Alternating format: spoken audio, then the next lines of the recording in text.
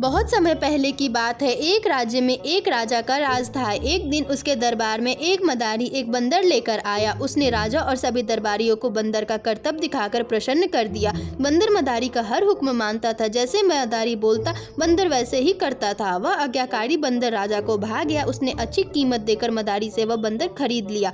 कुछ दिन राजा के साथ रहने के बाद बंदर उससे अच्छी तरह हिल मिल गया। वह राजा की हर बात मानता। वह राजा के कक्ष में ही रहता और उसकी सेवा करता था। राजा भी बंदर की स्वामी भक्ति देखकर बड़ा खुश था। वह अपने सैनिकों और संतरियों से भी अधिक बंदर पर विश्वास करने लगा और उसे महत्व देने लगा। सैनिकों को यह बात बुरी लगती थी, किंतु वे राजा के समक्ष कुछ कह नहीं पाते थे।